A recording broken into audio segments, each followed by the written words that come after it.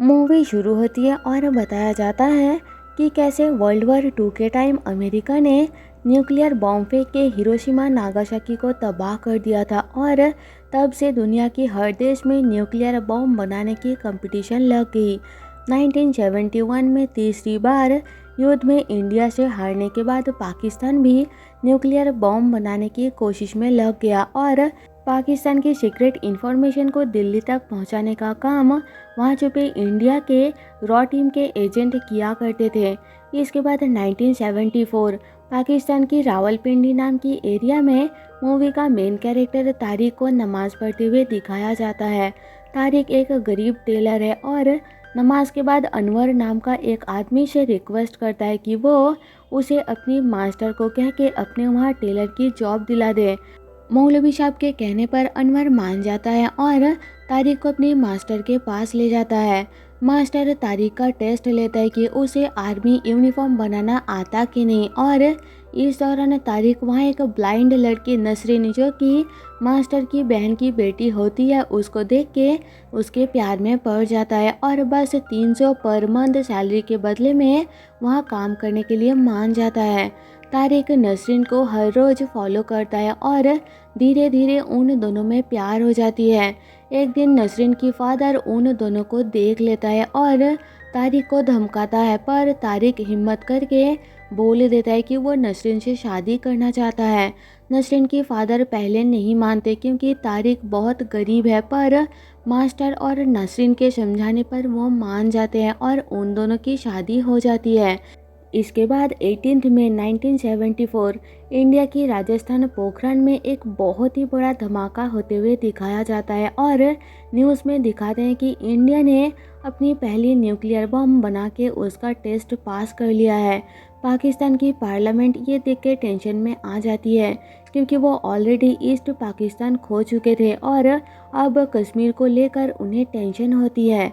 इसलिए पाकिस्तान पार्लियामेंट के मेंबर्स मिलके अपनी न्यूक्लियर बम जल्दी बनाने के लिए दुनिया का सबसे खतरनाक साइंटिस्ट AQ खान यानी अब्दुल कादिर खान को फॉरेन से बुला के उन्हें ये जिम्मेदारी देते हैं।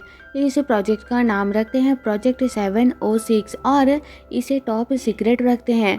पाकिस्तान के PM भुट्टो अलग अलग देश से बैन किया हुआ इलीगल मटेरियल्स पाकिस्तान लाकर एक सीक्रेट लोकेशन पर अपनी सीक्रेट प्रोजेक्ट स्टार्ट करता है और इंडिया का पोखरण न्यूक्लियर टेस्ट को इरेस्पॉन्सिबल कहते हुए इंटरनेशनल कम्युनिटी के पास इंडिया पे रोक लगाने का रिक्वेस्ट करता है, जिस कारण इंडिया की एटॉमिक प्रोग्राम को होल्ड कर दिया जाता है, जो कि पाकिस्तान के लिए एक छोटी जीत होती है।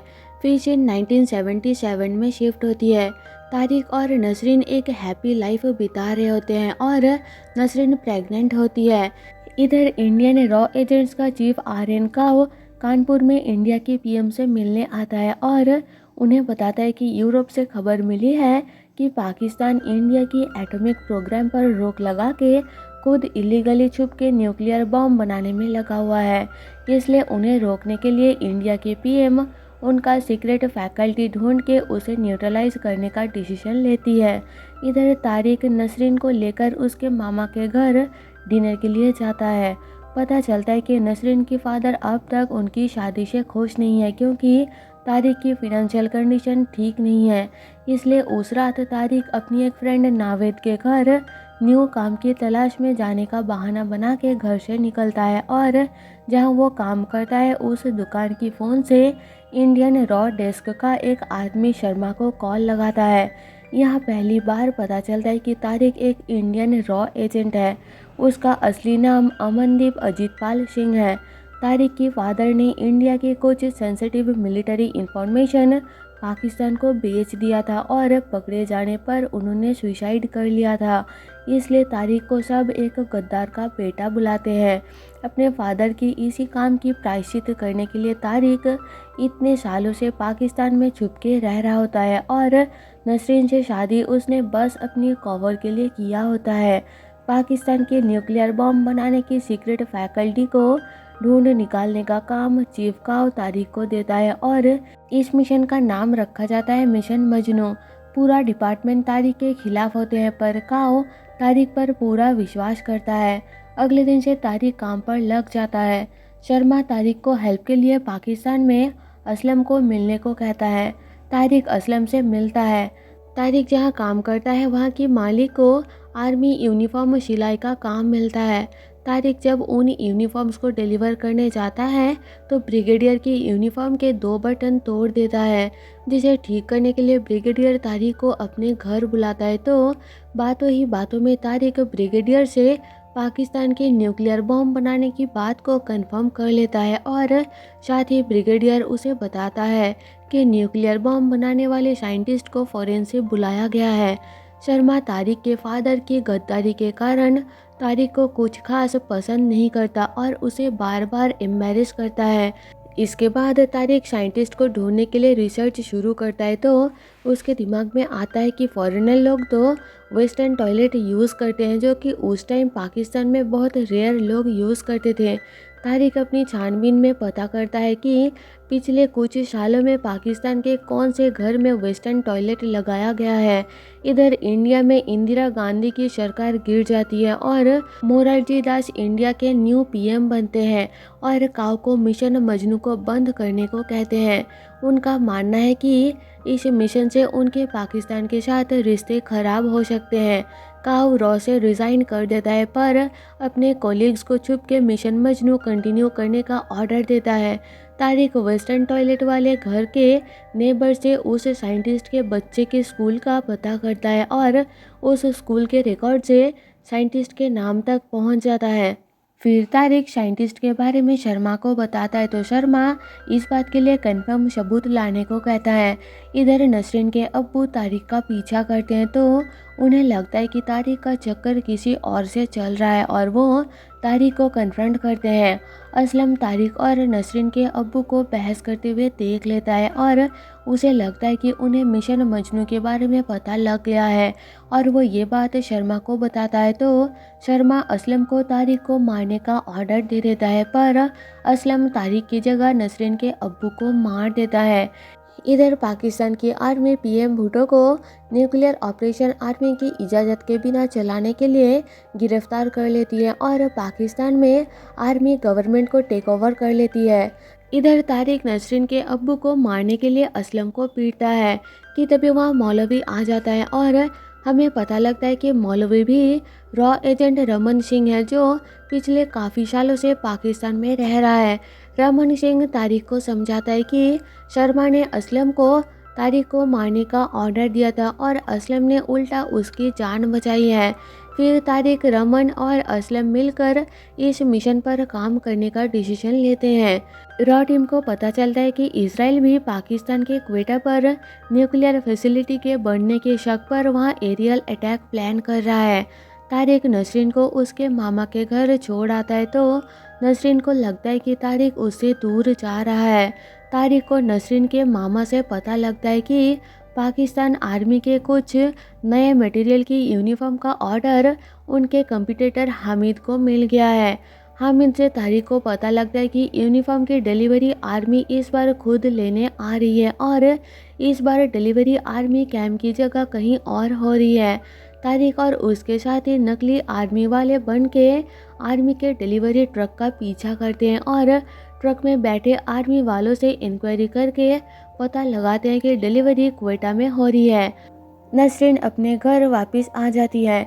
इधर पाकिस्तान आर्मी हेड मोहम्मद जियाउल हक इंडिया की प्राइम मिनिस्टर मोरारजी दास के साथ झूठी दोस्ती करता है। रमन, तारिक और असलम न्यूक्लियर फैसिलिटी ढूंढने कहूटा जाते हैं, जहां पर मिलिट्री का बहुत ज़्यादा पहरा होता है। असलम और तारिक न्यूक्लियर फैसिलिटी ढूंढ लेते हैं। तारिक फ़ोटो लेने ही वाला होता है कि तभी वहाँ आर्मी उन्हें पकड़ लेती है, पर वो किसी तरह बातें बनाकर वहाँ से निकल जाते हैं। वापस आकर वो ये बात शर्मा को बताते हैं पर शर्मा बिना प्रूफ के उन पर यकीन नहीं करता। तारिक शर्मा को उनका साथ देने के लिए कन्विंस करता है तो शर्मा उन तीनों को बताता है कि 48 आवर्स में इसराइल कहूटा पर हमला करने वाला है और अगर वो लोकेशन गलत हुई तो पाकिस्तान संग संग न्यूक्लियर बम चला देगा और फिर इंडिया पर हमला कर देगा और इसलिए शर्मा उन तीनों को सॉलिड एविडेंस इकट्ठा करने के लिए 48 आवर्स देता है। तारिक न्यूक्लियर फैसिलिटी में खुद जाने का डिसाइड करता है। वो नसरीन के लिए कुछ पैसे और एक लेटर रख कर कहूटा जाने के लिए निकल पड़ता है। तभी नसरीन की तबीयत बिगड़ जाती है तो तारिक नसरीन को हॉस्पिटल ले जाता है, जहां एक डॉक्टर और पेशेंट की बातों से तारिक को याद आता है कि न्यूक्लियर रेडिएशन एक पर्सन के अंदर घुस जाए तो उनकी स्किन के अंदर रेडियो एक्टिविटी की वैल्यू बढ़ जाती है। तो तारिक को याद आता है कि कहूटा में एक बार्बर शॉप है और अगर वहां से उन्हें वहां काम कर रहे आर्मी के लोगों के बालों के सैंपल मिल जाए तो वो उन बालों का रेडियो एक्टिविटी टेस्ट करके प्रूव कर सकते हैं कि वहाँ न्यूक्लियर फैसिलिटी है और फिर तारिक को फैसिलिटी में जाने की भी ज़रूरत नहीं पड़ेगी। तारिक, रमन और असलम कहूटा जाते हैं।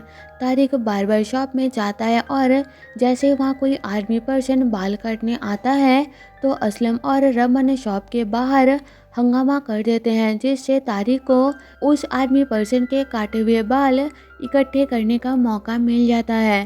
फिर वो तीनों बालों के उस सैंपल को इंडिया भेजने की तैयारी करते हैं। तारिक उस सैंपल को लेकर समझौता एक्सप्रेस के एक पैसेंजर को बेहोश करके उसकी आईडी चुरा कर समझौता एक्सप्रेस में चढ़ जाता है। ट्रेन में तारिक सैंपल को एक लेडी के बैग में रख देता है। इतने में उस बेहोश पैसेंजर को होश आ जाता है तो आर्मी तारिक को पकड़ने के लिए ट्रेन में ऑर्डर भेजती है। ट्रेन में तारिक और आर्मी के सोल्जर्स में लड़ाई होती है और तारिक रास्ते में आ रहे एक रिवर में छलांग लगा के बच जाता है। फिर वो रमन और असलम से मिलता है। वो तीनों शर्मा को फ़ोन करके उस लेडी और सैंपल के बारे में बताते हैं और उन्हें उस सैंपल का रेडियो एक्टिविटी टेस्ट करने को कहते हैं।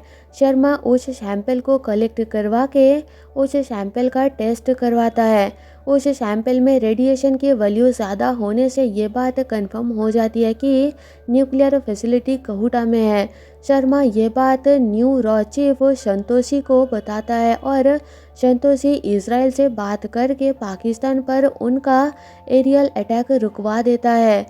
फिर संतोषी पीएम मोरारजी को यह सारी बातें बताता है और उन्हें स्ट्रिक्ट एक्शन लेने के लिए कहता है।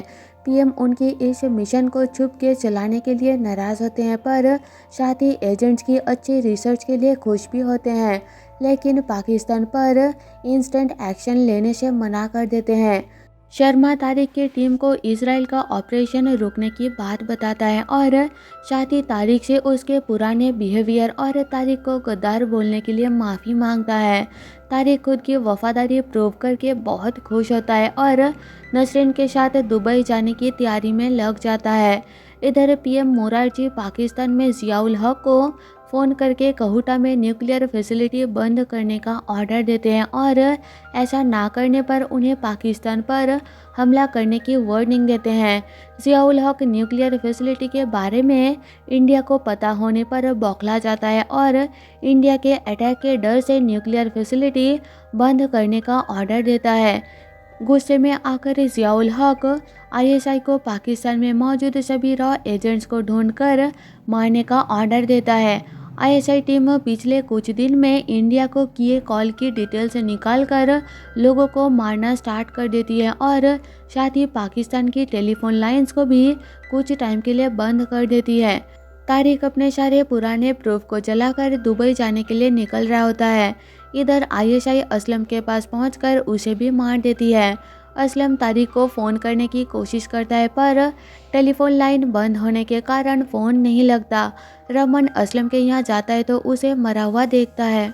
फ़ोन ना लगने पर तारिक नसरीन को उसके मामा के घर छोड़ के असलम को देखने के लिए जाता है पर रास्ते में रमन उसे मिल जाता है और असलम की मौत की खबर सुनाते हुए वहां से निकलने के लिए कहता है, पर तारिक नसरीन को साथ ले जाने की जिद पर अड़ जाता है और नसरीन को उसके मामा के घर से लेकर एयरपोर्ट के लिए निकल जाता है। उसके पीछे आईएसआई के लोग नसरीन के मामा के घर पहुंच जाते हैं क्योंकि तारिक नसरीन के मामा के फ़ोन से ही इंडिया फ़ोन करता था। उसे ट्रैक करके वो नसरीन के मामा के घर तक पहुंच जाते हैं तो उन्हें वहां से पता लगता है कि तारिक ही उनके फ़ोन से इंडिया फ़ोन करता था। आयशा के लोग तारिक और नसरीन की फ़ोटो लेकर एयरपोर्ट के लिए निकलते हैं। दूसरी तरफ आयशा के लोग रमन तक पहुंच जाते हैं। वो उसे पकड़ने ही वाले होते हैं, पर रमन अपनी जिप को खुद उड़ा के सुसाइड कर लेता है और उस धमाके के साथ आयशा के लोग भी मारे जाते हैं। इधर नसरीन और तारिक एयरपोर्ट पहुंच जाते हैं। इनके पीछे आयशा के लोग भी उन्हें ढूंढते हुए एयरपोर्ट पहुंच जाते हैं। तारिक हड़बड़ी में नसरीन को भगाते हुए प्लेन की तरफ ले जा रहा होता है, जिससे नसरीन की तबीयत बिगड़ने लगती है। तो तारिक नसरीन को एक कुर्सी पर बिठाता है। इधर आयशा के लोग उनके पास पहुंचने ही वाले होते हैं। तारिक उन्हें देख लेता है और खुद को फंसता देख नसरीन को व्हील चेयर पर बिठा के स्टाफ के थ्रू प्लेन की तरफ भेज देता है। आयशा के लोग नसरीन को पकड़ने लगते हैं, तो तारिक जोर से भारत माता की जय बोलकर उनका ध्यान अपनी तरफ खींचता है। तो सारे आयशा के लोग उसके तरफ आ जाते हैं और नसरीन सेफली प्लेन में पहुंच जाती है। तारिक और आयशा के लोगों में फाइट होता है। प्लेन के उड़ने तक तारिक आयशा के लोगों का सामना करता है, पर एंड में तारिक शहीद हो जाता है। दुबई पहुंचकर नसरीन को राव रिसीव करने आता है और तारिक का लिखा हुआ वही लेटर नसरीन को पढ़ के तारिक की सच्चाई बताता है कि वो नहीं चाहता था उसके जैसा उसके आने वाले बच्चे को भी पाकिस्तान में लोग गद्दार का बेटा कहे, इसलिए उसने नसरीन को इंडिया भेज दिया। काऊ नसरीन को अपने साथ ले जाता है। एंड में हमें बताया जाता है कि पाकिस्तान का कर्नल हमेशा न्यूक्लियर वेपन की बात को सबके सामने गलत बताता रहता है, पर पाकिस्तान का साइंटिस्ट अपनी एक इंटरव्यू में न्यूक्लियर वेपन बनाने की बात को कबूल लेता है और इसी के साथ मूवी ख़त्म हो जाती है। तो दोस्तों, जाने से पहले आपसे एक रिक्वेस्ट है कि एक्सप्लेनेशन पसंद है तो प्लीज़ मेरी वीडियो को लाइक और कमेंट करके अपना फीडबैक ज़रूर दें। साथ ही साथ मेरे चैनल को सब्सक्राइब और शेयर करें, जिससे मेरे चैनल को ग्रो करने में बहुत ज़्यादा मदद मिल जाएगी। आप मेरे सेकंड चैनल में इंडियन मूवीज़ की एक्सप्लेनेशन देख सकते हो, जिसका लिंक मैंने नीचे डिस्क्रिप्शन में दे दिया है। उम्मीद है कि इस चैनल के जैसा वहाँ भी मुझे सपोर्ट करेंगे। मैं आपके लिए ऐसी न्यू वीडियोज़ लाती रहूँगी। मिलते हैं आपसे मेरे नेक्स्ट वीडियो में, तब तक के लिए stay safe and tata bye bye.